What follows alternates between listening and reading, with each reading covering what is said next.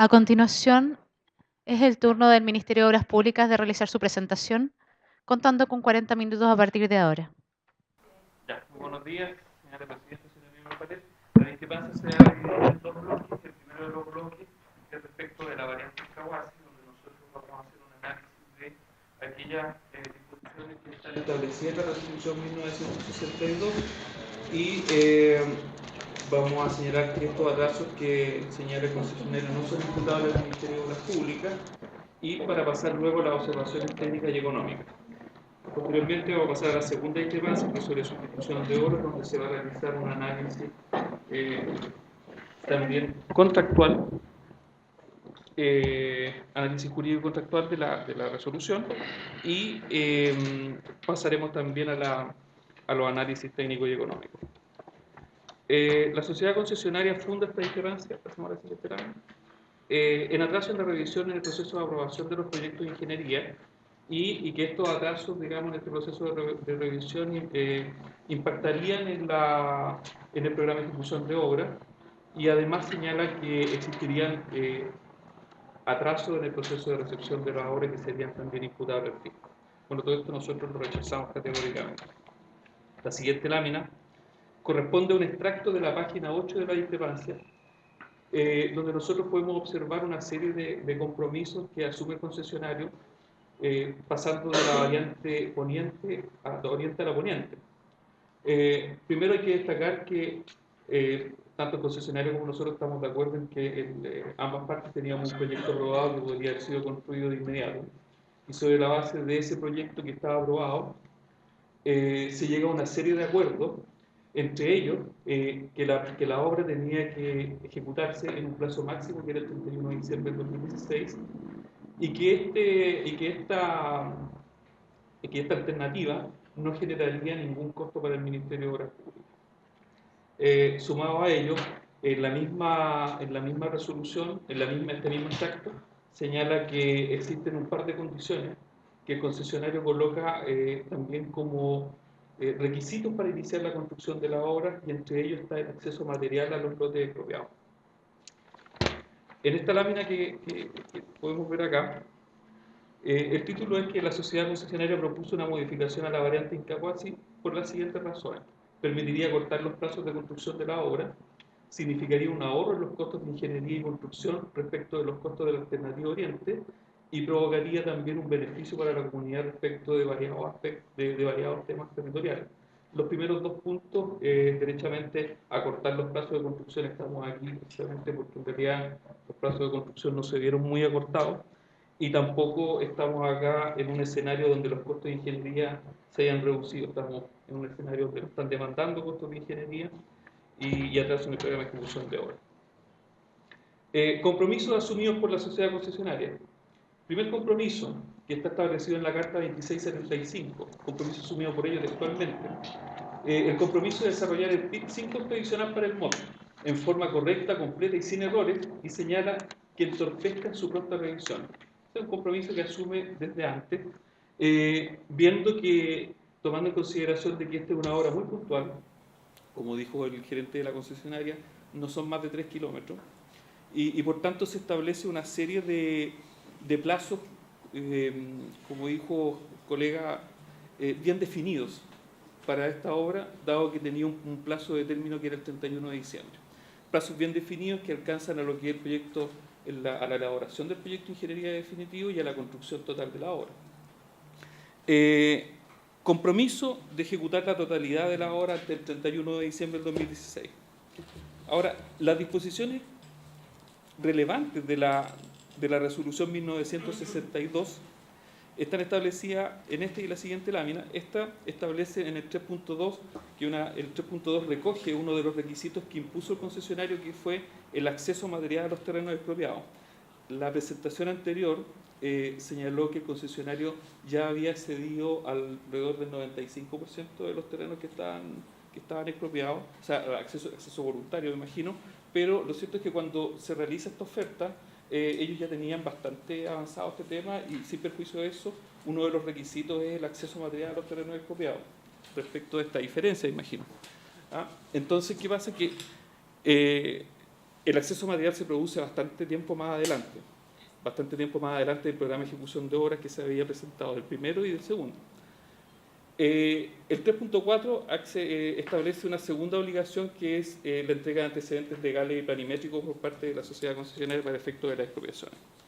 El 3.3 establece que el plazo máximo de la obra debe ser el 31 de diciembre y para tal efecto debe presentar un programa de ejecución de obra. Solamente los primeros dos programas, o el primer programa y luego una actualización, respetaron el plazo del 31 de diciembre. Hay dos programas que no fueron aprobados porque excedían el plazo.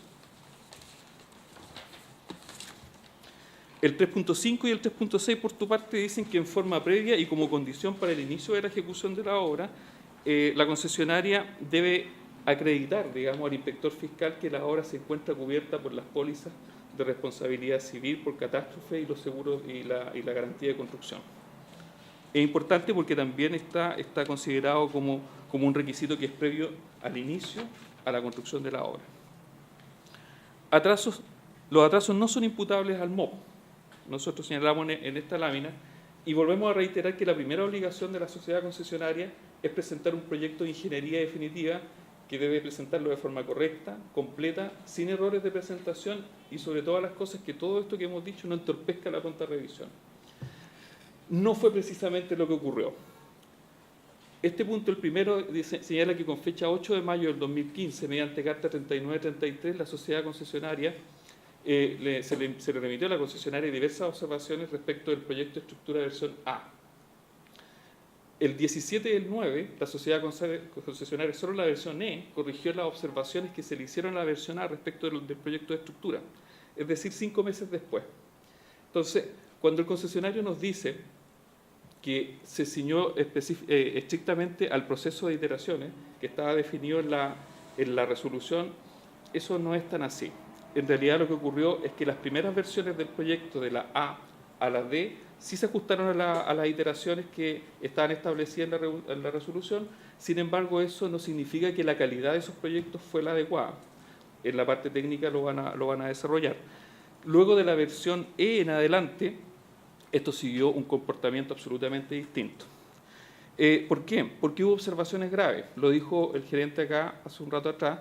El concesionario pretendía construir la estructura sobre un terraplén sin considerar aspectos técnicos que eran relevantes.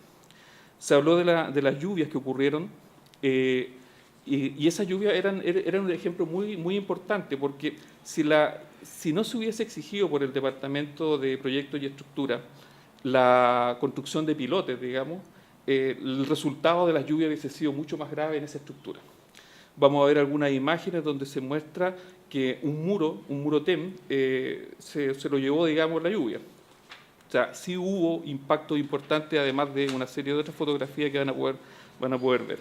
Entonces, la sociedad concesionaria y el MOP no nos ajustamos al proyecto de iteraciones. También es prueba de ello, de que desde la versión E a la I se realizó mediante entregas de correo electrónico. O sea, no se siguió el protocolo que se había seguido antes, que está establecido en las bases de licitación, que son entregas formales, digamos. ¿Ah? También, bueno, esto también lo dijo la concesionaria atrás, se reconoció que no se habían seguido las condiciones establecidas en la resolución y que incluso el gerente acaba de decir que las iteraciones estaban fuera de lo que establecían las BALI. O sea, en realidad las partes, en realidad los atrasos, no hay que revisarlo en función de la resolución.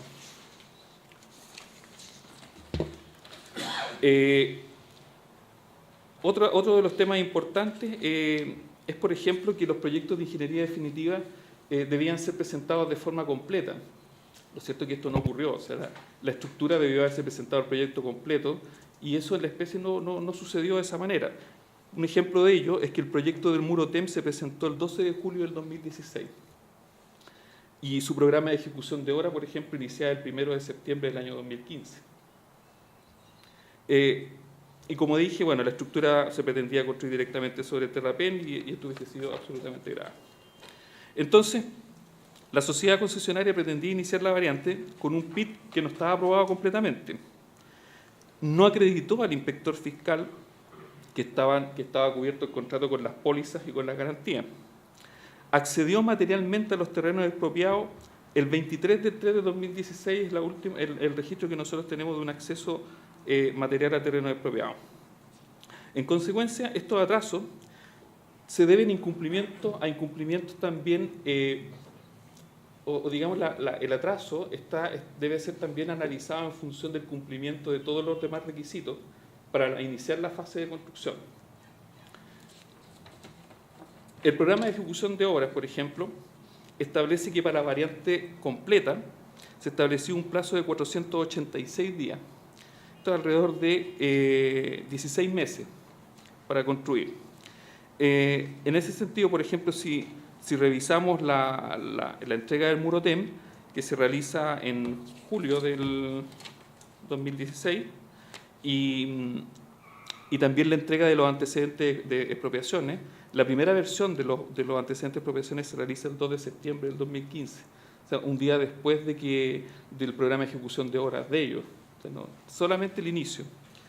Y la actualización del programa de ejecución de obras presentada 395 días, un año y un mes también, 13 meses.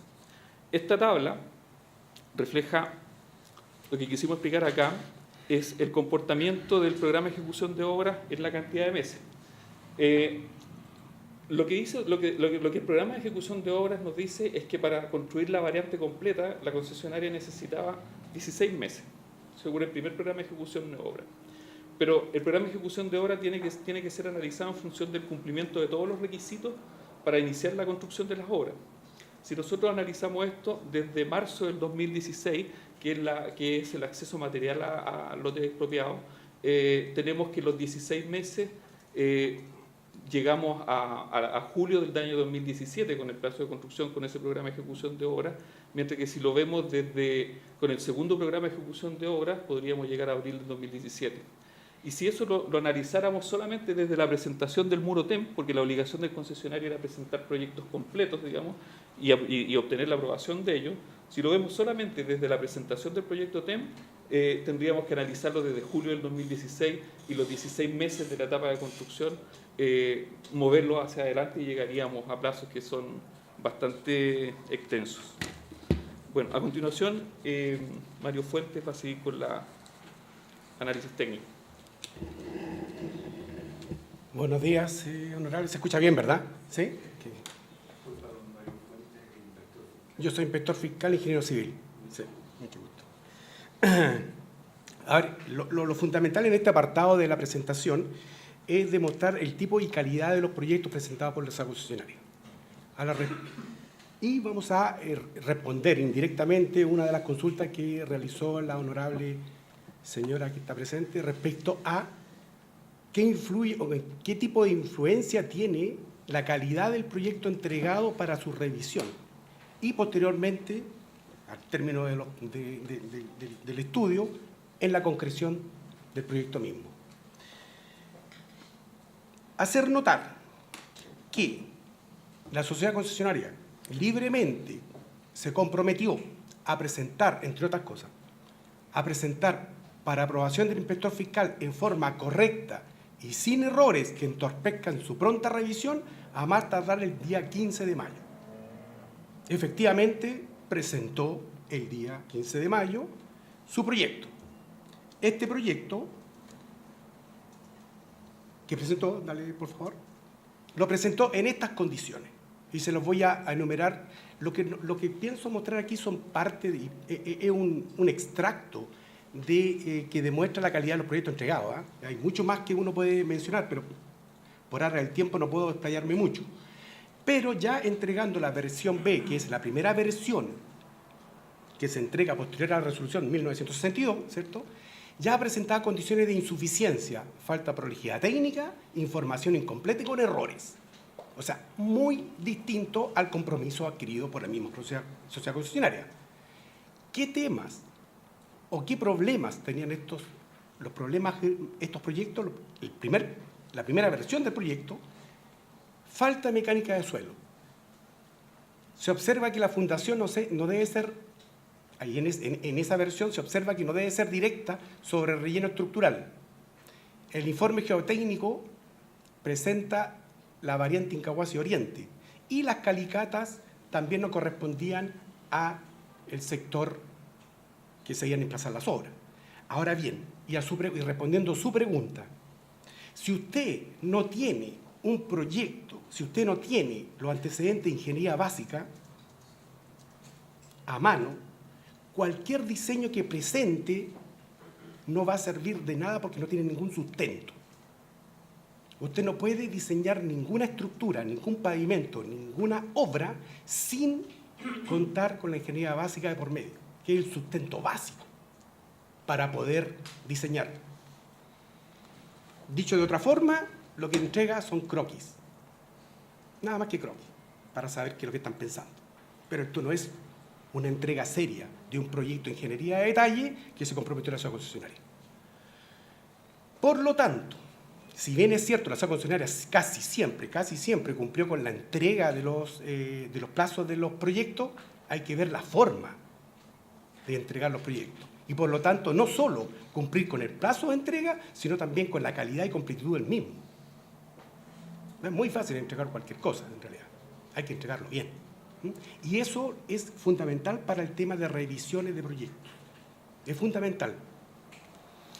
Bueno, para ir poniendo ejemplos acerca también de la calidad de los proyectos, el Departamento de Proyectos y Estructura, ¿cierto?, en la versión A y la versión B manifiesta que tienen las mismas observaciones, ¿cierto?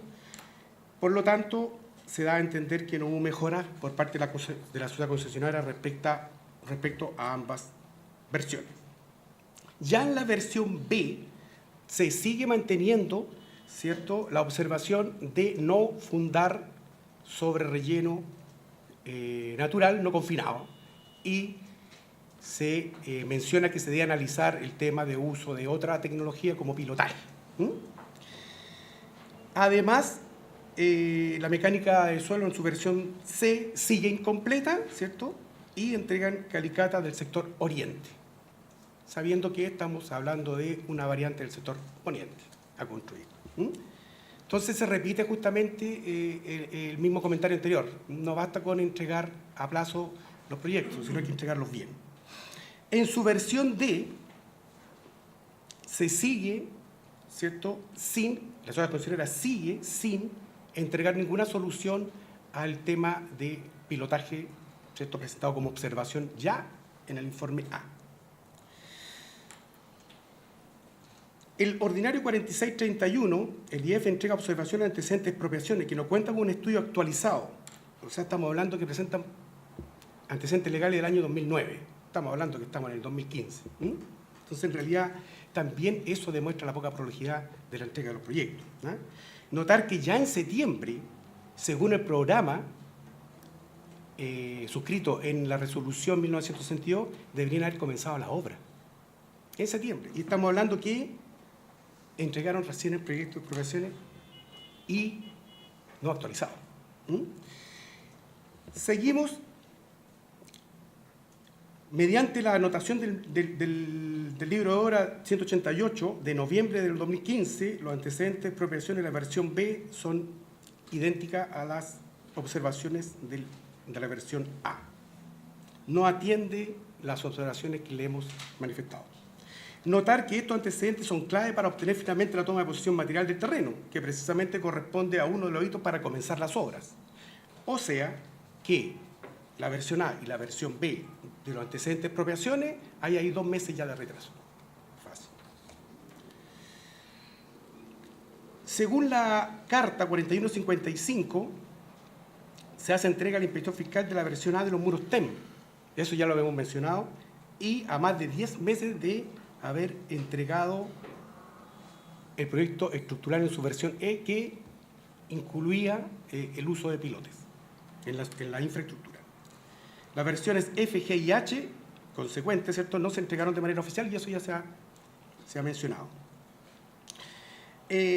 Por otra parte, la sociedad concesionaria, ¿cierto?, informa al inspector fiscal que se encuentran unas maquinarias para comenzar, ¿cierto?, a realizar las excavaciones para los pilotes, ¿cierto?, de acuerdo al programa de ejecución de las obras, ¿cierto?, no aprobado por el inspector fiscal, ¿cierto?, Y en consecuencia que la versión F, que aprueba la infraestructura, no había sido aprobado. O sea que llama, ¿cierto?, a concurrir maquinaria 1 mes o 2 meses antes de la aprobación del proyecto respectivo. Entonces, lo que demuestra que la sociedad concesionaria carece de secuencias constructivas y mal manejo de recursos.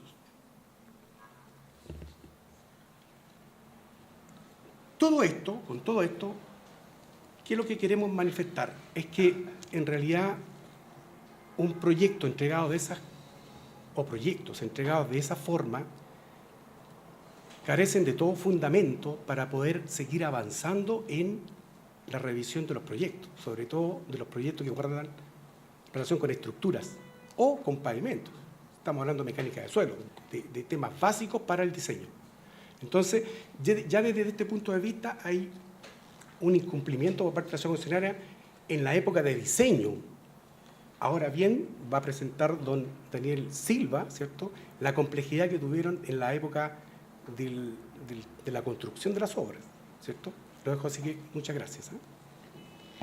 Buenos días, mi nombre es Daniel Silva, soy el jefe de la asesoría del contrato concesionado de La Serena-Vallenar y expondré algunos documentos que se presentaron para la ejecución de la obra entre el periodo de enero a abril 2017, donde la sociedad concesionaria se había comprometido a entregar la obra. Como se puede ver, existe una anotación al libro de obra 279 del 3 de enero, donde se informa al concesionario el incumplimiento del plazo según la resolución 1962 y se constata que, aparte de las obras correspondientes al paso superior Incahuasi, existen obras pendientes como paraderos, calzadas, demarcaciones, saneamiento y luminaria. Como se puede apreciar, los paraderos, defensas de hormigón, lo que es el paso superior, la parte de la infraestructura todavía no estaba terminada en su totalidad, faltaba la calzada derecha de la variante Incahuasi por el sector norte, obras de arte sin terminar y sectores sin demarcación, sin defensas de hormigón, sin señalética, cosas que a la fecha se podría decir que se esperaba que todavía no estuvieran terminadas. ¿Ya? Con fecha 24 del 2, mediante ordinario 5980, el inspector constata, según un informe del laboratorio del informe mensual, que existen 4 vigas que tienen problemas de resistencia, situación que le pide corroborar la sociedad concesionaria, la cual verifica que existieron esas 4 vigas y que se tuvieron que rehacer, de las que se rehicieron, 2 volvieron a presentar problemas de resistencia. Este tema después seguirá viendo más adelante. También se deja constancia que con fecha 7 de marzo siguen faltando elementos por construir de la obra: pavimento, calzada, obra de saneamiento, defensas camineras. Con fecha 5 de abril, a un mes del término del plazo estipulado por la concesionaria, presentado por la concesionaria, presentan observaciones a separaciones de las losetas, los muros TEM, también de los estribos, y se solicita un informe técnico para verificar la verticalidad de los muros. Como se pueden apreciar la fotografía, se puede mostrar que la verticalidad de los muros presentados tienen problemas, de los muros TEM. También se deja una observación a la ejecución de la obra con la secuencia constructiva con respecto a la segunda fase de hormigonado de la losa del muro TEM. Mediante carta 4422 de fecha 28/4, la sociedad concesionaria solicita la recepción de la obra, señalando que queda pendiente de ejecución actividades de carácter menor en la calle de servicio, situación que difiere de lo presentado en el registro fotográfico de la fecha, con donde se puede apreciar que faltan la ejecución de los muros de hormigón, paisajismo, de la señalización, demarcación, defensas de hormigón, cosas básicas para poder habilitar a la recepción de la obra y para poder ser habilitado para uso de los usuarios. Esto queda constatado en un correo electrónico, dentro de todas las cosas que faltan para poder recepcionar una obra completa y no cosas menores. También vamos a hablar del periodo de construcción de mayo a octubre, después de las lluvias de las fechas del día al 13 de mayo, que sufrieron consecuencia al paso inferior. Aquí se retoma el tema de las vigas, donde se le hace presente que todavía existe la incertidumbre sobre la resistencia de las vigas número 1 y número 5, para la cual se pide un informe que verifique o que señale si requiere algún tipo de refuerzo o reparación adicional, ¿ya? Y aquí el inspector hace alusión que cualquier atraso o costos adicionales es responsabilidad de la sociedad concesionaria. Como se puede apreciar, mediante anotación del libro de obra, el inspector fiscal solicita un informe de estabilidad de los taludes. En el particular, en el caso de Incahuasi, como pueden ver en la fotografía, el derrumbe del sector de Incahuasi en la calzada que se estaba utilizando en ese momento para el uso del usuario, que por suerte no pasó nada. Para las personas que están ahí, se puede ver que el talud presenta una inestabilidad, lo cual provocó el derrumbe, ¿ya? Cabe destacar que se solicitó un especialista de la asesoría del periodo para poder revisar, donde el especialista pidió el proyecto de taludes del sector de Incahuasi, el cual no se encontraba. No existe un proyecto exclusivo del talud de ese sector, ¿ya? Las lluvias también afectaron al muro TEN del paso superior de la estructura, lo que provocó una socavación entre la calzada y el muro TEN. Como se puede apreciar en la fotografía, se socavó también el terraplén y la parte del muro TEN del estribo norte.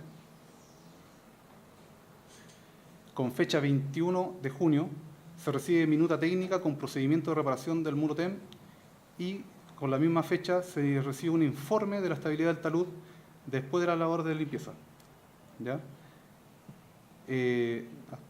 Hay un documento presentado por el inspector fiscal donde las obras señalan que no han sido recepcionadas con su completa conformidad y dado los daños sufridos por las lluvias, presenta problemas en la ejecución y la calidad de la obra, ¿ya? Dado que el tema de la socavación del muro TEN se debe a un problema constructivo. Mediante ordenanza 6054 del 10/7 señala que la recepción de la obra está ligada a la presentación de los informes de estabilidad del talud del muro TEN y del muro TEN del procedimiento de verificación de la resistencia de la viga número 1 y número 5, ¿ya?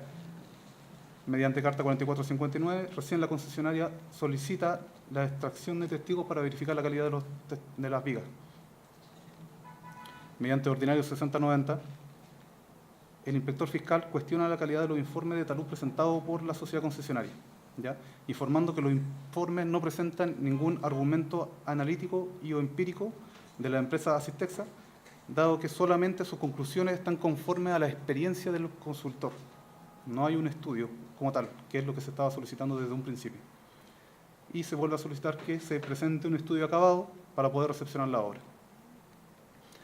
Mediante ordinario de fecha 5 de septiembre, se reinsiste en que se debe generar un informe de estabilidad de los taludes que respalde por un especialista en geotecnia, no por un mecánico de suelos.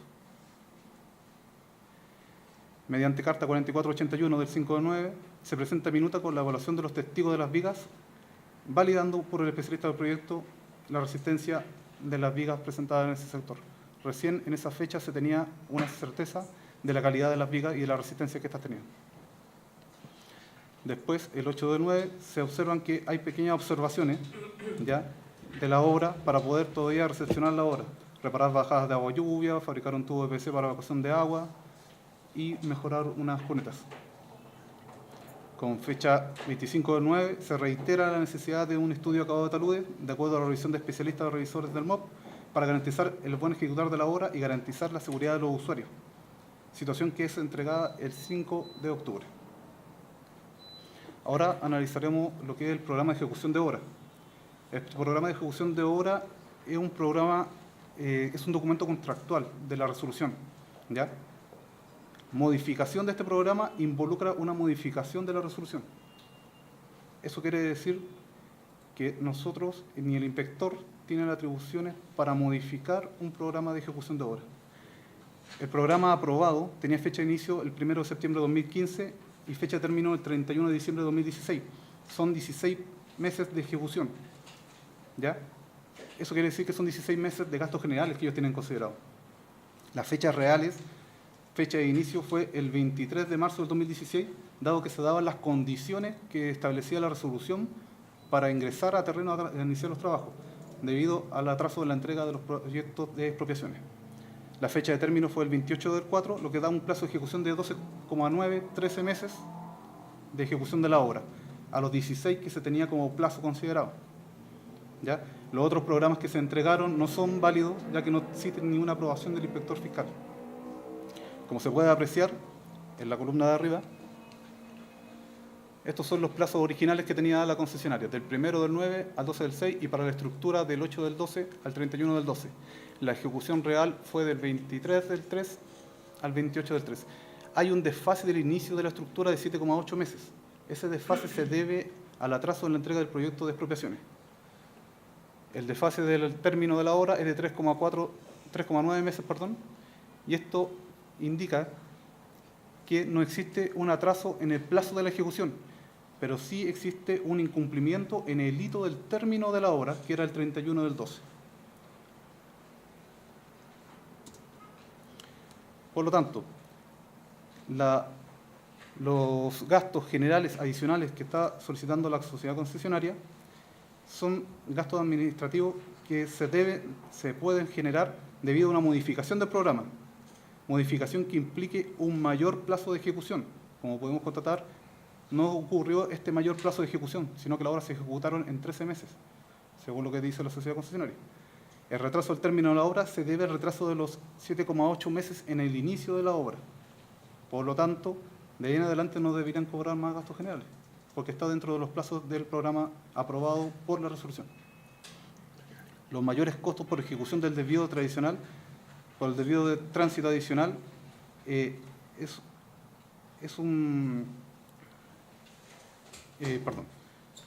Independiente del proyecto de desvío aprobado que considera la puesta en servicio preliminar de la estructura, debe ser aprobado por el IFE todos los cambios del desvío.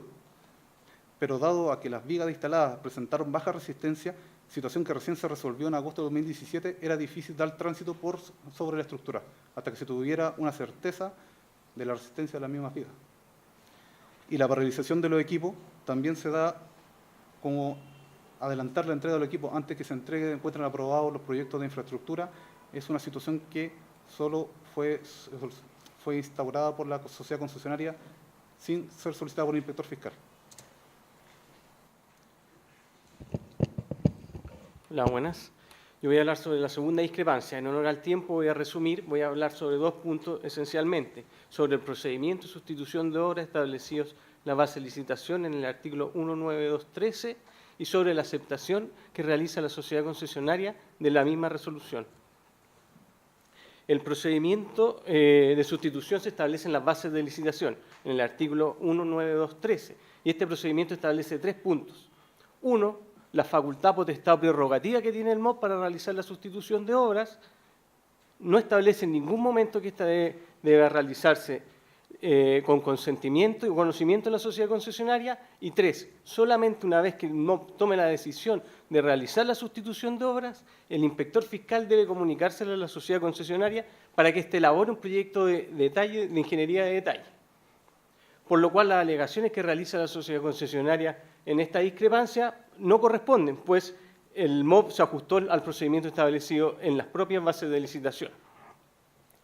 Respecto a la comunicación que se le realiza a la sociedad concesionaria de la proposición de sustitución de obras, la sociedad concesionaria tenía 2 opciones: aceptarlas o no aceptarlas. ¿Qué hace la sociedad concesionaria? Con fecha 26 de mayo protocoliza una de las transcripciones de la resolución, con lo cual da señal de aceptación. La misma resolución establece en el resuelvo número 6 que debe dar la señal de aceptación de su contenido, por lo cual esta aceptación debiera ser pura y simple. ¿Qué hace la sociedad concesionaria?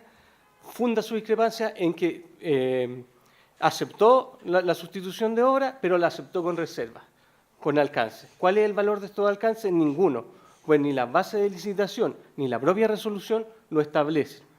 No puede aceptarse con alcances. Y expresamente establece que debe ser en señal de aceptación de su contenido. Además, el valor de los alcances que realiza la sociedad concesionaria vienen a desnaturalizar totalmente la resolución, pues se atacan el procedimiento y contenido de la misma además de la valorización económica que se hace de las obras, por lo cual no corresponden. No podemos aceptar una contraoferta de la sociedad concesionaria respecto a este procedimiento de sustitución de obra. Sin perjuicio de esto, los números presentados por la sociedad concesionaria no corresponden, y así lo va a explicar la inspección fiscal. Quedan 5 minutos, por favor. Está bien. Dentro de los montos que señala la sociedad concesionaria de las obras que se eliminan, los 3 pasos ganados y un paso guanaco, se puede apreciar en su desglose de los 9.678 y fracción que descuentan, que en el desglose no se hace mención a los cajones prefabricados, situación que difiere de los proyectos que se habían ejecutado a la fecha. Aquí estoy presentando un presupuesto del proyecto de paso ganado de Guanaco de la versión 0, donde se puede apreciar que los pasos ganados están del orden de los 4.400, 2.800, 3.000, 3.000, 3.000, 3.000, y los pasos guanacos están del orden de los 7.900 unidades de fomento. ¿Ya? ¿Eso qué quiere decir? Que los pasos ganados están sobre los 3.000 unidades de fomento y 7.900 los pasos guanacos. Realizando un análisis con los valores promedio que se pueden dar para la construcción de paso ganado y paso guanaco, los 3 pasos ganados deberían tener un costo de 9.296 y el paso guanaco de 8.124, lo cual difiere de lo presentado por la sociedad concesionaria, dando un monto total de 17.421 UF para la eliminación de las obras de los 3 pasos ganados y el guanaco, sin considerar todavía que existen obras como demolición, reposición de calzada, relleno o expropiaciones adicionales que se puedan dar. Con respecto a los costos de ingeniería, podemos ver el detalle de la tabla presentada por la sociedad concesionaria, donde presenta el cobro por los proyectos definitivos. Son valores establecidos en las bases, ¿ya? Pero los proyectos definitivos incluyen topografía e iluminación, por lo tanto deberían descontarse las obras que se están imponiendo adicionalmente. También existen medidas de mitigación que están dentro del contrato, también deberían eliminarse. También exponen un proyecto de expropiaciones, el cual el pasarela del Chuque no requirió expropiaciones adicionales, lo que da un total para exponer de los 602 unidades de fomento que está reclamando la sociedad concesionaria.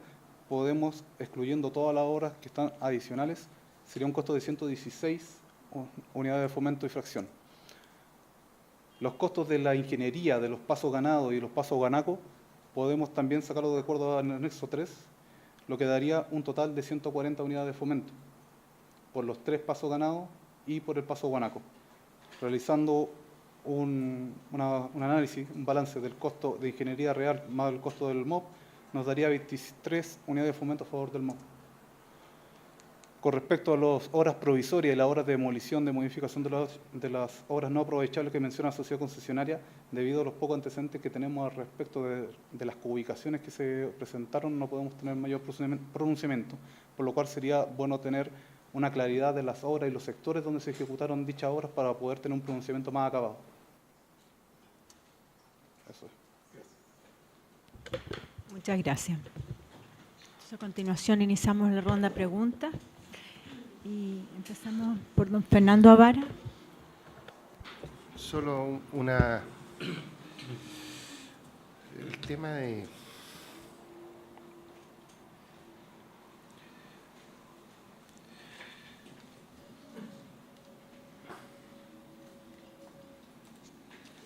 usted señaló hace un rato algo que difiere de lo que se ha estado discutiendo en relación a la razón de los taludes, y los daños que se produjeron. Usted mencionó que había fallas de construcción. Para los taludes no, para lo que es el muro TEM. Para el muro TEM. Para el muro TEM. Para el muro TEM. Debido a una falla de construcción entre la calzada y el defensa de hormigón, generó el paso del agua entre la calzada y entre el muro, lo que socavó por el interior y causó la socavación del terreno. O sea, no habría sido causa de lo excepcional de las lluvias, dice usted. ¿Eso es lo que está afirmando? No directamente, pero influyó. Pero influyó, ¿no es cierto? Influyó, obviamente. Ah. Una estructura nueva no debería haber tenido ese tipo de problemas. Ok, gracias.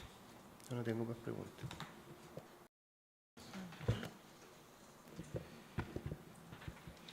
Quisiera hacer una observación general.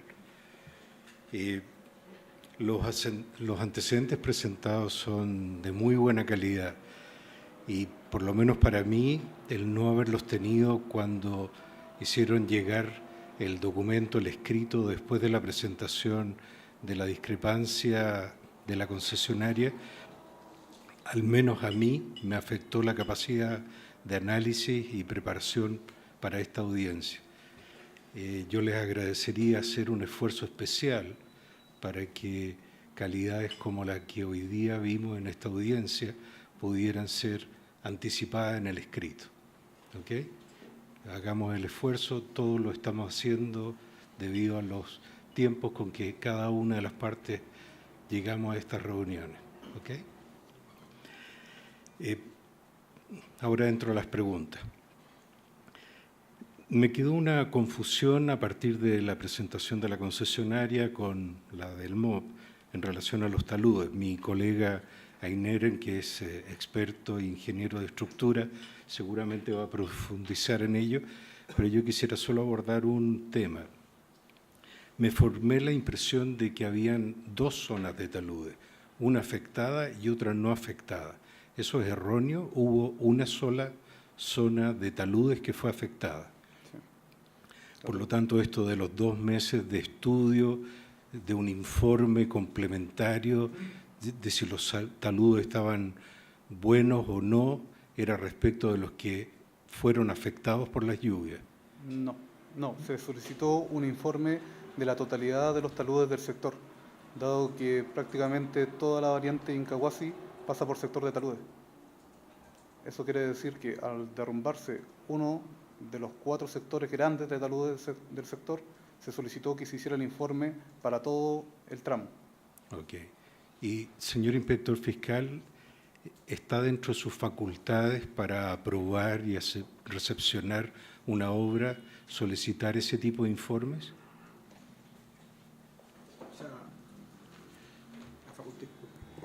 O sea, lo que tiene que el inspector fiscal es asegurar que las obras que está recibiendo, ¿cierto?, tengan un cierto nivel de calidad tal que no dé a dudas, ¿cierto?, alguna respecto a la problemática que pueda tener la operación de la concesión. Sí, mi pregunta es otra. Si está dentro de sus facultades. Sí, está dentro de facultades. Oh. Perfecto, muchas gracias. Aprovechando su tema, yo creo que es más bien para el abogado, pero vinculado con el inspector fiscal, tiene relación con respecto a las calidades de los proyectos y las completitudes, y vinculado con lo que establece las VALI y el contrato en relación a los plazos que tienen de respuesta en esta interacción entre la concesionaria y el inspector fiscal. Los plazos hemos visto que cada contrato tiene 15 días, 40 días, y que si las calidades no son buenas, si no están completos, hay un plazo definido para devolverlo. El que la calidad o la completitud no sea satisfactoria no quiere decir que quede guardado en el escritorio. Hay que devolverlo fundando el motivo por el cual se devuelve. Yo entiendo que puede ser más complicado cuando hay que pedir antecedentes a otra de partición, puente, hidráulica. Hemos visto casos con usted incluso presente en que es más complicado. El MOP es el que da la cara y hay otras direcciones que tienen que dar su opinión o su visto bueno. Pero atendiendo que puede haber una mala calidad o falta de antecedentes, el contrato establece plazos específicos para responder. E incluso hemos visto que hay plazos anticipados en que se devuelve porque o está incompleto o porque no es buena calidad. Entonces, quisiera tener claridad respecto a cómo es interpretado por el MOP este tema de no cumple la calidad, no es completo, pero al mismo tiempo no me hago cargo del plazo máximo que tengo para responder. Y las consecuencias que tiene eso contractualmente en términos de que me atrasé porque no respondí oportunamente el fundamento de mi atraso. ¿Me expliqué el planteamiento? Voy a ir por partes, pero me van diciendo si voy asumiendo cada una de las preguntas. Muchas gracias. En este caso, como señalé en la presentación, el Ministerio de Obras Públicas formuló una serie de observaciones respecto de la estructura. Y una serie de observaciones que se fueron formulando en distintos ordinarios del inspector fiscal. Alrededor de 3 o 4 ordinarios, entiendo que fueron los que tenían que ver con observaciones. Estos ordinarios fueron respondidos luego por una carta del concesionario donde dice que dada la cantidad de observaciones, porque se dividieron las observaciones, no las va a responder y va a adjuntar una minuta y que después en una versión C la voy a responder. Entonces, ¿qué es lo que sucede? Que una de las situaciones que yo explicaba adelante era que tanto el concesionario y luego el Ministerio asumieron una posición distinta para aprobar el proyecto de estructura, dado que la calidad de este proyecto no era buena, digamos, no estaba, como decía el inspector fiscal, faltaban memorias de cálculo, el terraplén, digamos, la estructura se estaba ejecutando sobre un terraplén, la ingeniera estructural después nos puede ayudar en eso, entiendo que se estaba desarrollando a la salida de una quebrada, no se habían considerado parámetros sísmicos o no se habían considerado correctamente, no se había tomado la variable de confinar, digamos, el muro, y no se estaba construyendo, digamos, con pilotes, digamos, para efectos de poder darle estabilidad a la estructura. Tomando en consideración todo eso, es que no es que el proyecto se haya guardado, digamos, sino que el Departamento de Proyecto y Estructura, al cual todos le llamamos puente, digamos, Departamento de Puente, sí estaba trabajando en ello con el inspector fiscal, y prueba de ello es que cuando se realiza esta reunión, digamos, que es promovida por la concesionaria y que, dicho sea de paso, el concesionario siempre pudo haber promovido antes, no tenía la necesidad de haber esperado tanto tiempo si es que su interés real era que esto se aprobara rápidamente. Lo podría haber hecho antes. Dentro de la exigencia de la primera reunión fue alargue los pilotes. Alargue los pilotes y tiene que anclarlo a suelo natural. Eso... Disculpa que te interrumpa. Yo entiendo que pueden haber buenos elementos de juicio para interactuar con el concesionario. Yo me estoy refiriendo específicamente a lo que el contrato y las VALI establecen. El concesionario presenta y el MOB tiene plazo para responder. Entrega dentro del plazo, el concesionario tiene otro plazo para entregar. Y así van con una cantidad indefinida, pero fundamentada, de iteraciones. Las iteraciones no cuentan como atraso. Los atrasos cuentan, y para efectos de eventuales compensaciones, si es que hay impacto en el proyecto, cuentan respecto de los atrasos del MOB. Si son 15 días y se demoró 16 en entregar, hay un día de atraso. Si el motivo es calidad o es incompletitud, tiene que señalarlo el día 15. De eso es lo que estoy hablando. Y cuando hablo de un día, hay que ver si tuvo un impacto material. No es solo un día. ¿Me explico? Entonces, sí, no nos vayamos por el lado de los antecedentes que lo justifican. Hay un sistema de alerta temprana que dice, si el contrato establece un plazo, hay que cumplirlo. Bueno, en su oportunidad, la Inspección Fiscal revisó el proceso de iteraciones, porque como se dijo en la exposición del concesionario también, la resolución 1962 lo que hizo fue establecer plazos especiales y bien definidos en esta resolución, y entre ellos, por ejemplo, no utilizó el proceso de iteraciones definido en las bases de licitación y estableció uno específico. Y dentro de este procedimiento específico llegó a regular hasta la versión D. O sea, la versión E era una versión que ya estaba fuera del proceso de iteraciones que estaba definido en la resolución.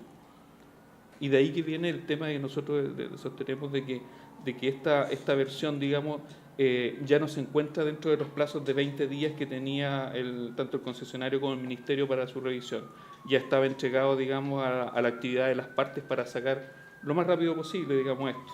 Y en ese contexto es que la concesionaria no responde ya a observaciones que se habían realizado parcialmente, y además, digamos, donde se presentan versiones del proyecto de manera electrónica, y donde el concesionario ya toma una actitud distinta y tiene una relación más directa con el Departamento de Proyectos. Respecto de la discrepancia 2, tengo una sola pregunta. Las apreciaciones son bien distintas, y como ya hemos señalado en la ronda anterior, el tema de gasto de administración es un tema más significativo en términos de monto. no lo desarrollan ustedes. ¿Hay algún motivo en particular por el que no se desarrollan los gastos de administración, aparte de que hay un atraso en el inicio de la construcción? Perdón. Los gastos de administración según resolución 945, ¿usted me dice? Sí. Es que definitivamente para los temas que son gastos de los que señalan no aprovechables o ese tipo de cosas, no teníamos suficiente antecedente de dónde poder analizar el tema. O sea, dado los sectores, para poder verificar si existen documentos que respalden lo que ellos están presentando y para poder hacer un análisis después de los gastos generales, porque en realidad hacer un análisis de algo, digamos, por parte y no tener una conclusión general no tenía mucho sentido, la verdad. O sea, a su juicio, un Excel y factura no es suficiente antecedente para fundamentar un gasto. Tengo que tener la certeza si es que esas facturas y esos datos que se entregan fueron utilizados en los sectores donde están diciendo que ellos hicieron la obra no aprovechable. Y eso, ligar los datos de factura con terreno, es lo que no tengo antecedentes para poder hacerlo. Ok, muchas gracias. No tengo más preguntas. Yo tengo una pregunta en relación a la sustitución de obras y al procedimiento que establece las bases en el 19213, que establecen los distintos procedimientos. Hay 2 procedimientos que se mencionan y luego de eso señala: para ello, el inspector fiscal comunicará a la sociedad concesionaria la decisión del DGOP de realizar o compensar dichas obras y solicitará a la misma que presente un proyecto de ingeniería de detalle de las obras, valorizado a precios unitarios oficiales según el anexo número 3, otorgándole un plazo suficiente para ellos.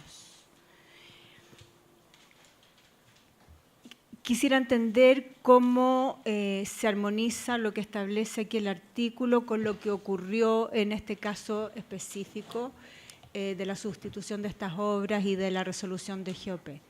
Bueno, el artículo 19213 es claro, le entrega la facultad al MOP para establecer la sustitución de obras, tramitación y elaboración que realiza el MOP por sí solo. Y una vez que toma la decisión de sustituir obras, le realiza la comunicación a la sociedad concesionaria para que éste realice el proyecto de ingeniería. Esta comunicación se realizó por el inspector fiscal con fecha 17 de junio del año 2014, en el cual le comunica la decisión del MOP, le solicita la elaboración del proyecto de ingeniería y le entrega un plazo de 45 días para que ellos lo realicen. Y posteriormente ese proyecto fue aprobado. Ese proyecto, después de una serie de revisiones, fue aprobado por el inspector fiscal. Aquí la norma establece que se debe solicitar este proyecto de ingeniería valorizado. El proyecto que presentó la concesionaria está valorizado también. Así es, sí. Y fue aprobado. Fue aprobado. Y entonces, ¿cómo tengo que entender lo que ocurrió, que la resolución del DGOP que manifiesta su decisión de realizar la sustitución de obras tiene un listado de obras y me imagino que las ubicaciones y obras valorizadas antes de obtener el proyecto de ingeniería de la sociedad concesionaria? Bueno, este proyecto que realiza el MOP claramente estuvo incompleto. No consideró toda la obra a realizar. Solamente se abocó a los puntos puntuales, nada más. Por eso, después de un proceso de revisión con la sociedad concesionaria, se acordó que estaba incompleto y que se podían haber variaciones. Muy bien, muchas gracias. Quisiera agregar que sí.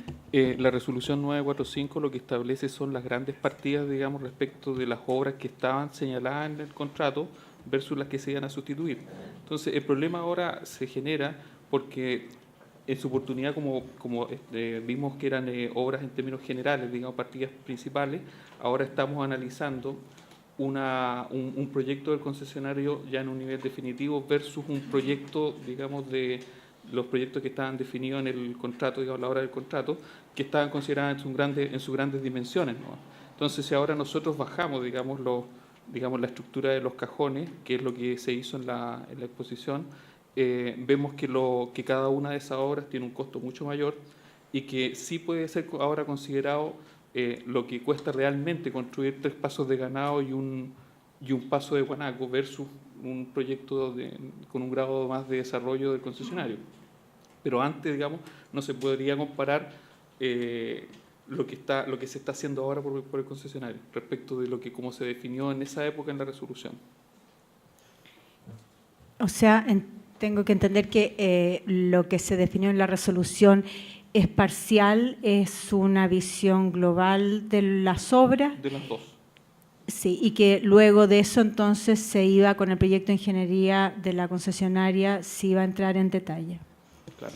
Y la valoración que contiene la información que entrega el DGOP, entonces también tiene ese carácter, nada más que indicativa. Pero respecto de ambas obras, o sea, se consideraba que la concesionaria iba a también considerarlas como equivalentes, pero si no las considera equivalentes tendríamos que abrir también el costo real, digamos, de lo que significa construir, proyectar y construir los pasos de ganado y el paso de guanaco, que es lo que estamos haciendo ahora. Ya, muchas gracias. No tengo más preguntas.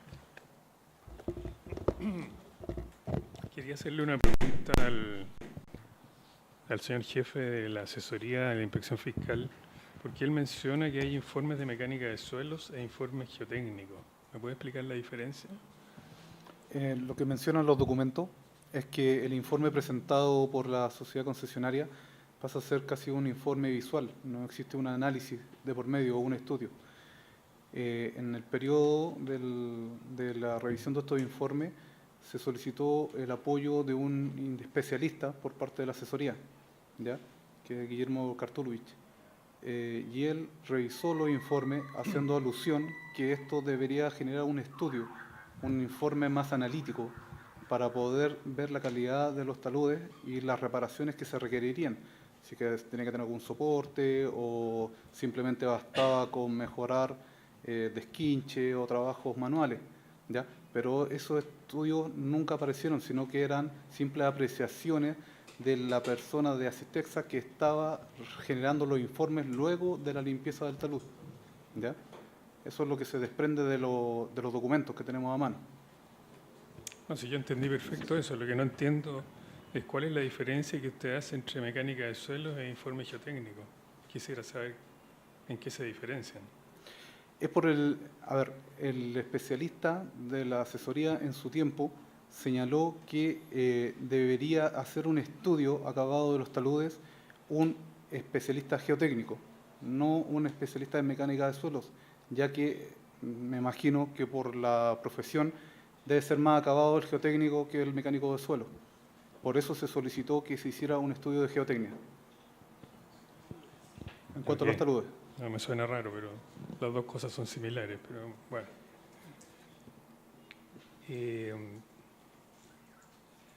Se pidieron informes de mecánica de suelo según lo que estaba, o geotécnico, según estaba explicando el inspector fiscal o usted mismo, dijo que se habían pedido de todos los taludes. Sí, correcto. Sin embargo, este proyecto fue aprobado por el MOP anteriormente, ¿no es cierto? El PIDF había sido aprobado y los taludes se cayeron, algunos, con la lluvia. Si el proyecto había sido aprobado por el MOP, ¿qué sentido tenía pedir de nuevo informes de mecánica de suelo? Y la pregunta más de fondo es, terminaron los informes sin sostenimiento, digamos, o sea, terminaron siendo lo mismo que se había diseñado y aprobado inicialmente. Entonces, ¿qué sentido tuvo esa petición? El proyecto de ingeniería definitiva de la variante Incahuasi no contiene un proyecto de taludes, quiero aclarar. No contiene un proyecto, no nunca se hizo. No contiene un proyecto de taludes, no. ¿Y qué se aprobó entonces? Se aprobó el diseño de acuerdo a las características que tenía el resto de la concesión, entiendo yo, con la mecánica de suelos que se hizo o el estudio de suelos que se hizo a lo largo de la concesión. Ya que cuando el especialista de la asesoría solicitó los antecedentes de mecánica de suelos del sector, no pudimos encontrarlo, en ese entendido que se utilizaron, digamos, me imagino que las mismas soluciones que se dieron para el resto de los sectores, del resto de la concesión, perdón. Entonces, como proyecto como tal de ese ese sector de la variante Caguasi no hay. ¿Y Por eso se solicitó un estudio acabado de los taludes del sector. ¿Y por qué acá tendrían que ser distintos que el resto de la concesión? Por el derrumbe que hubo, que puede haber ocasionado daño a los usuarios, que está dentro de la ruta. O sea, no teníamos la certeza que esos taludes, que tenían una inclinación bastante pronunciada, iban a tener la misma resistencia que los otros taludes. El resto de los taludes de la concesión no presentaron derrumbes menores, ¿ya? Pero esta calidad de derrumbes que afectó dos calzadas, la mediana, prácticamente las luminarias del mismo sector, fue mayor que de los restos de la concesión. Y el resto de la concesión, los proyectos ya estaban aprobados también. Entonces, entiendo yo que para verificar la calidad del talud o de la reparación que se estaba haciendo, se requería un estudio más acabado para asegurar la estabilidad del sector y darle seguridad también a los usuarios que van a ocupar la ruta. Porque, por suerte, como decía, cuando se ocurrió el derrumbe, no estaba ningún usuario circulando por esa calzada. ¿Y el estudio de mecánica de suelos modificó los taludes que no se cayeron? Se presentaron mejoras al diseño del talud, ¿Y que se implementaron en los taludes de Caguasi. Sí. En todos los taludes de la En todos los taludes de la variante Caguasi, sí.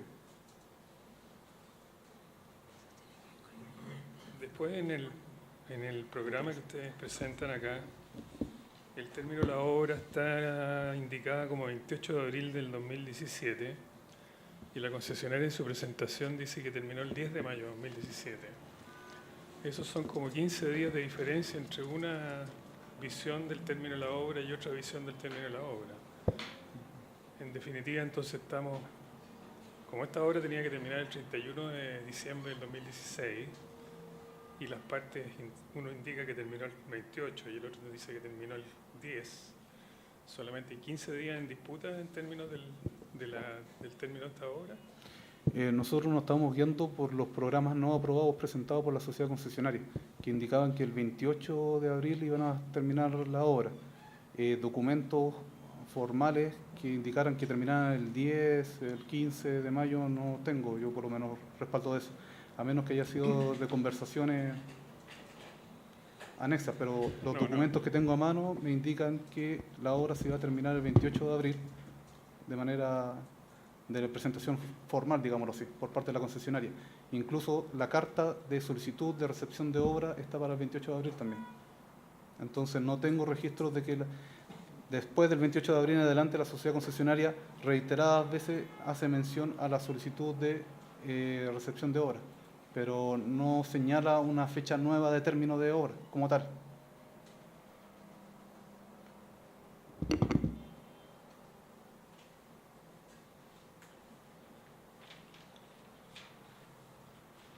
Después hay otro tema que tiene que ver con el término de la construcción y las fallas de las vigas. Hasta donde yo tengo entendido, las vigas que son prefabricadas correspondientes a puentes o pasos superiores o lo que sea, no se van a terreno sino hasta una vez que normalmente se fabrican en Santiago, hasta donde yo sé.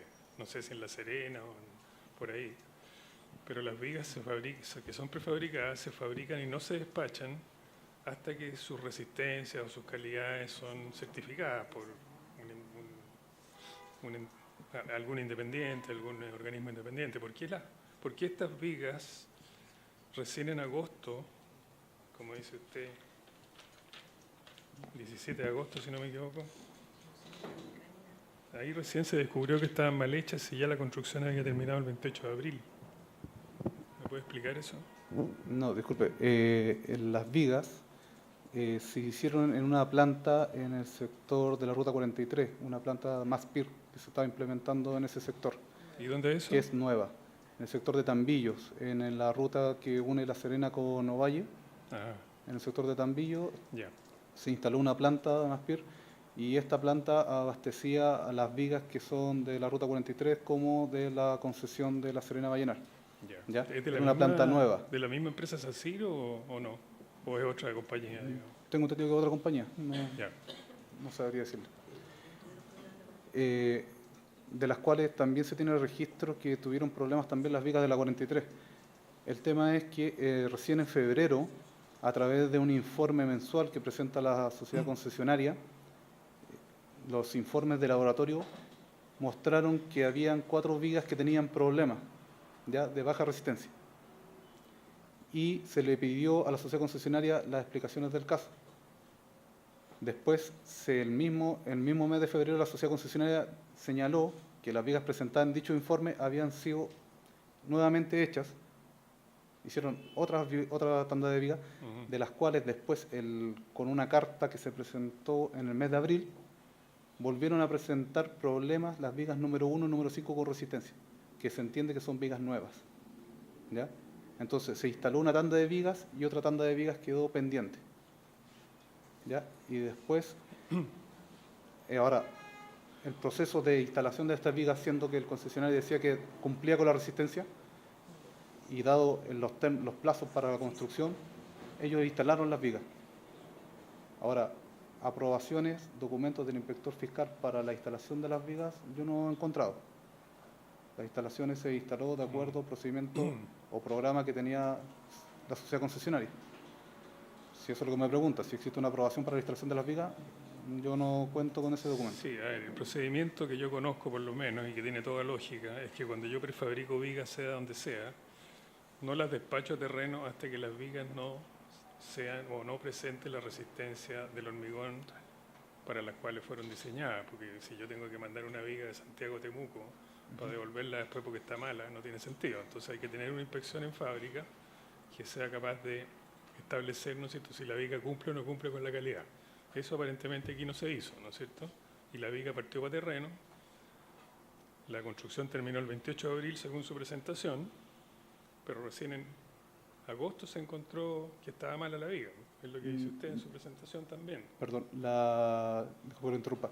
Nosotros... Lo que estoy tratando de entender es por qué se atrasó, ¿no es cierto?, la recepción final de la obra hasta octubre. Me imagino que es por estas razones, ¿me entiende? Que empezaron a encontrar vigas malas, los muros TEMS empezaron a caer, no sé, ¿me entiende? Pero además me parece deficitario el procedimiento de que pongamos vigas malas y una vez que están montadas me doy cuenta que están malas, tengo que sacarlas, volverlas a fabricar, o sea, ¿qué explicación hay a eso? O sea, primero, ¿por qué terminó la construcción el 28 de abril? Segundo, las vigas aparecieron malas en agosto. Eso es lo que usted me dijo, o dijo en su presentación, o alguien lo dijo, no sé. No, el mes de agosto se presentaron recién los informes que validaban que las vigas estaban en buenas condiciones. Las observaciones a las vigas están a contar de febrero del 2017. Desde febrero se está dejando registro que hay problemas con las vigas y aún así fueron instaladas. Y aún así fueron instaladas y después hubo que desinstalarlas. Aquí. No. ¿Sí puede expresar? No.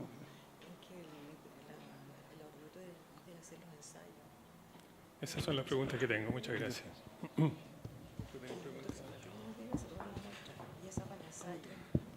Francisca Castro, ¿sí?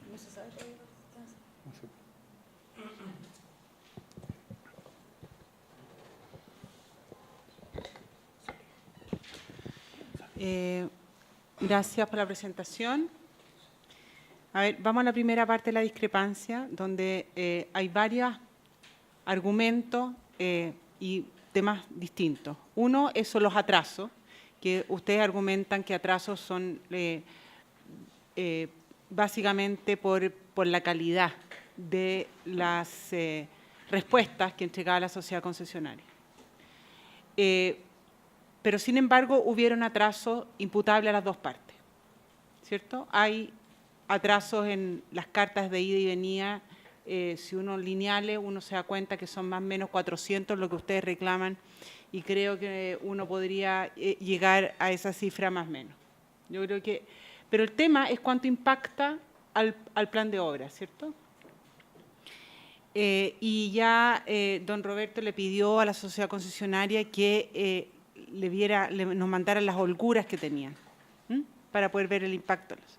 Ahora, el impacto, aquí está el gráfico y ustedes también lo tienen, puede ser que sea hasta el 28 de abril o hasta el mayo, pero ahí está, como ustedes dicen, sería hasta el 28 de abril lo que se habría desplazado el programa que estamos hablando, ¿cierto? Desde diciembre hasta abril, pongámoslo así para hacerlo simple.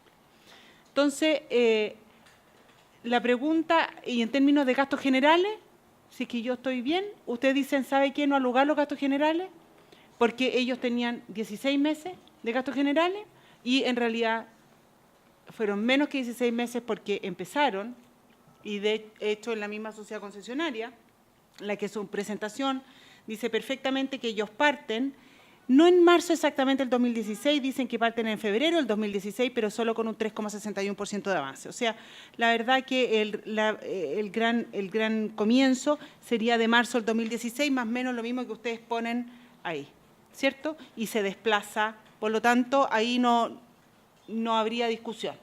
O sea, Pero ¿qué pasa con los otros gastos que está reclamando la sociedad concesionaria? La sociedad concesionaria dice que hay un impacto en su programa de ejecución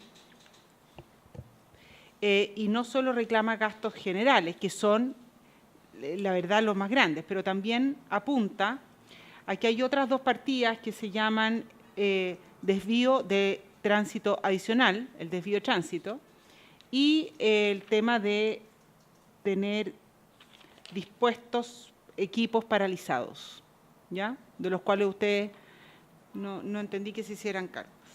Entonces, quiero primero saber si estoy en lo correcto de que el plan de ejecución de obra también entendí que es algo que inamovible. Una vez que uno lo aprueba, no se puede, el inspector fiscal no tiene la facultad de correrlo, de cambiarlo, ¿cierto?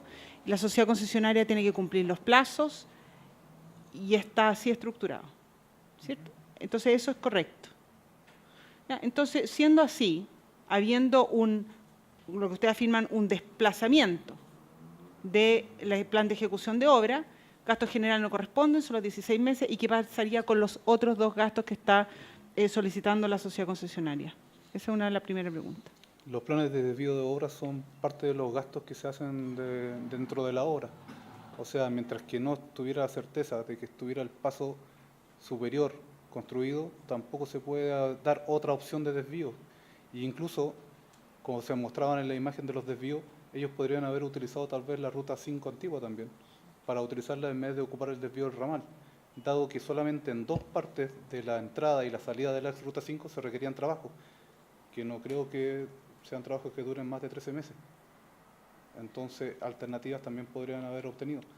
De hecho, también hay algunos documentos que pude revisar que cuando ya la estructura estaba habilitada, que se pudiera dar el paso por la estructura, cuando ya se verificó el tema de la resistencia de las vigas, que era uno de los factores que impedía que se utilizara para el paso de los vehículos. Entonces, los desvíos utilizados para una construcción están dentro de los plazos de ejecución. No entiendo por qué deberían cobrar un gasto adicional por desvío de esa ejecución. Debe estar considerado dentro de toda obra que altere el tránsito de la ruta, me imagino. No puede ser que tenga un gasto por separado, sino todos los planes de desvío se podrían cobrar por separado. Deberían haber estado considerados dentro de la obra, en especial porque esta obra quedó fuera de todo el contrato de concesión, es exclusivo. Entonces tiene que estar dentro de esos gastos considerados. Bueno, lo está reclamando porque está fuera del plan de ejecución de obra, son los días adicionales que ellos tuvieron que incurrir, por eso lo está reclamando. ¿Ya? Ahora, nosotros no podemos saber si, ustedes ya me dijeron, el plan está impactado, o sea, de hecho no parte cuando tenía que partir, parte mucho después, está desplazado. Pongámoslo así, ellos tenían considerado un plan de desvío, me imagino que durante los 16 meses. Si se desplazamos el plazo a los 13 meses o 14 meses que se ejecutó la obra, deberían tener también considerados los gastos de los desvíos de ese plazo. Porque se deberían cobrar adicional a esos plazos. La responsabilidad del desplazamiento del inicio del plan de ejecución de obra es claramente de la sociedad concesionaria, según ustedes. Dentro de las condiciones que se estableció en la resolución, se pidió que tenía que tomar posesión material de las expropiaciones. El proyecto de expropiaciones se entregó tarde y por lo tanto fue recién aprobado para la entrega de la toma de posesión material en el mes de marzo. Entonces es una responsabilidad de la sociedad concesionaria. Por eso ocurre este desplazamiento de los 7,8 meses que indicamos ahí. Recién ahí se cumplían las condiciones para poder dar inicio a la obra, digámoslo así. Ya.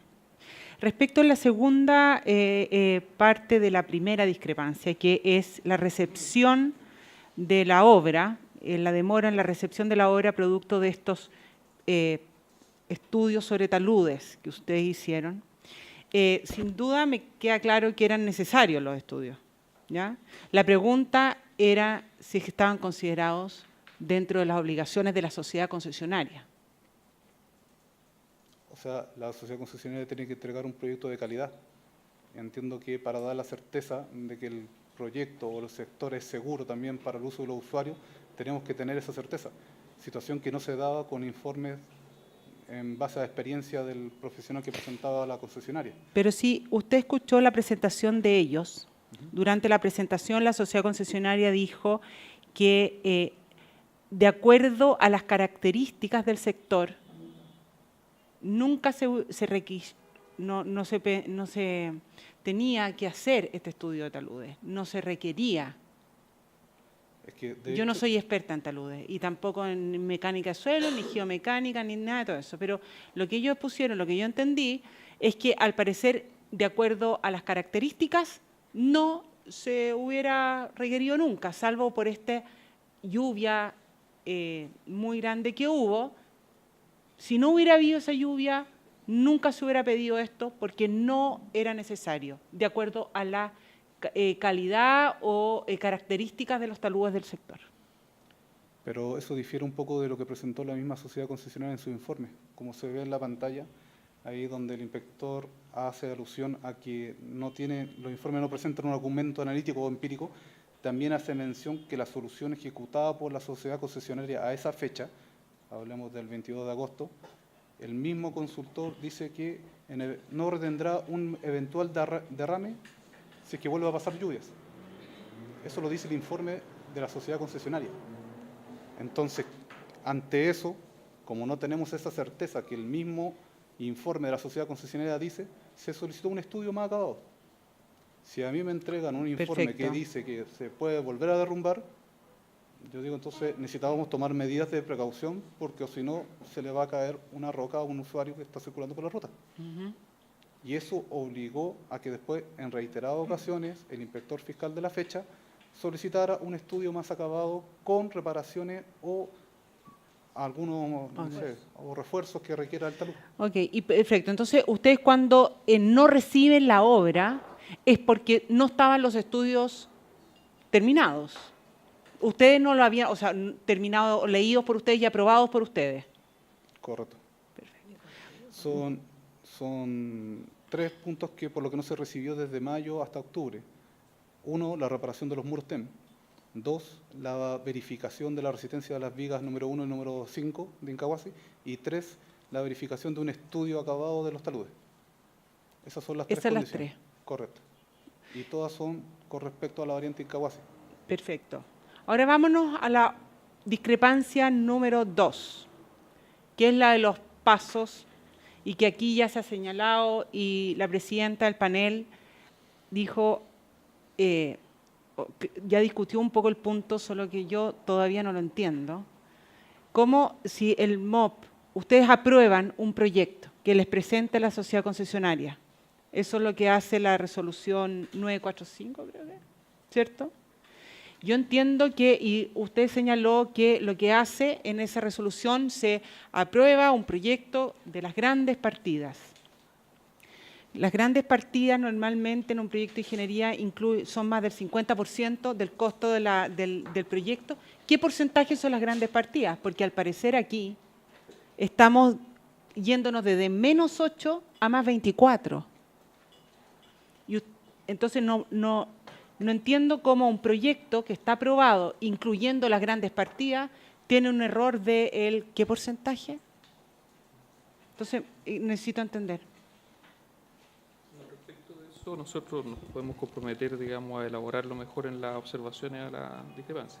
Bueno, se lo agradezco, porque de verdad es poco, para mí, entendible, que de menos 8 pase a 24, habiendo habido un proyecto aprobado valorizado en sus partidas principales.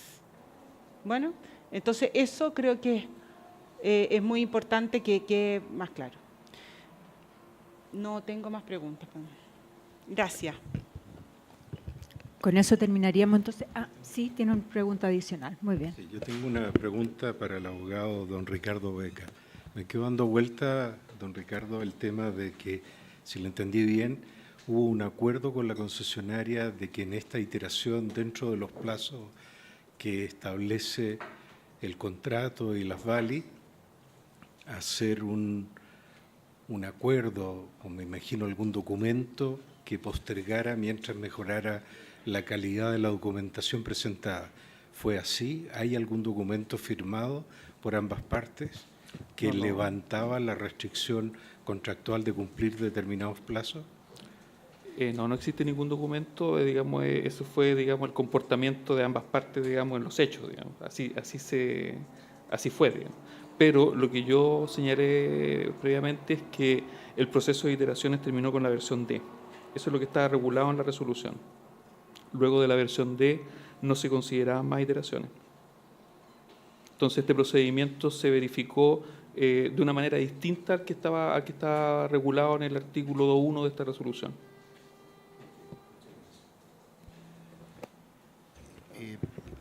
Quiero retomar lo que estábamos conversando antes en relación a la última pregunta, porque a mí lo que no es entendible o no creo que sea aceptable que apliquemos las bases para algunos aspectos y no para todos.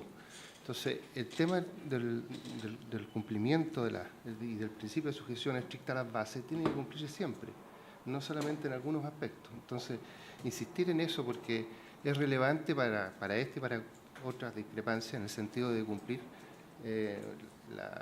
los plazos que están establecidos para hacer las observaciones de las presentaciones que puede hacer la sociedad concesionaria.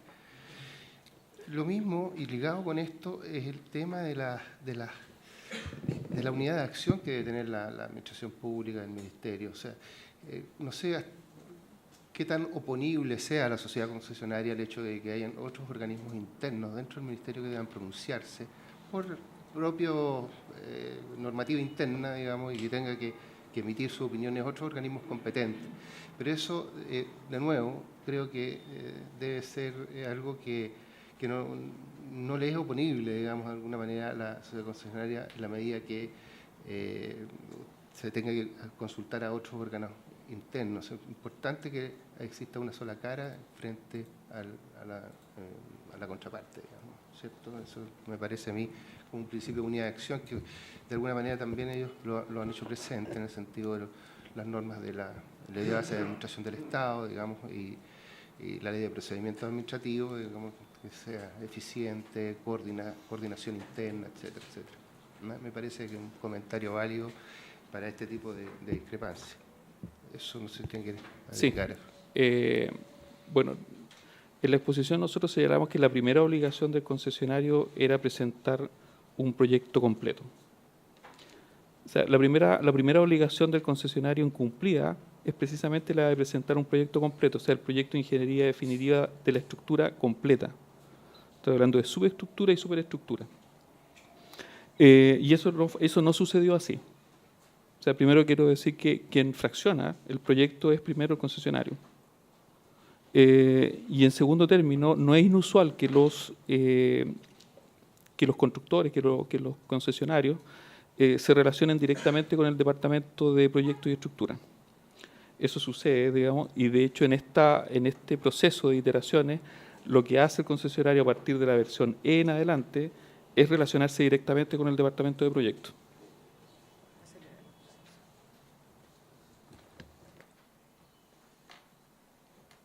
Bueno, yo quiero agregar algo, que también es más bien un comentario en relación a esto mismo, que más que para aclarar algo, creo que es bueno relevarlo.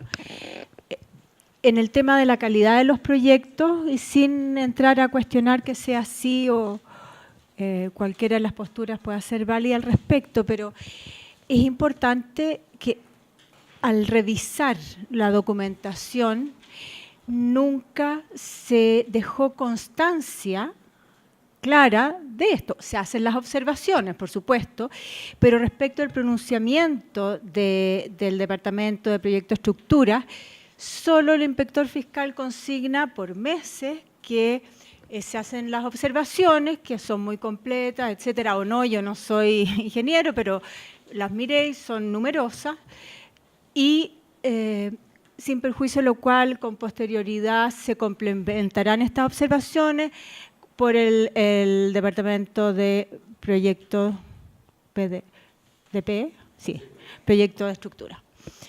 Esto es una constante. Si en vez de poner esa frase estándar hubiera dicho que el departamento mencionado no está en condiciones de hacer la revisión porque los antecedentes presentados no son de calidad o son incompletos, no estaríamos sentados acá conversando a lo mejor.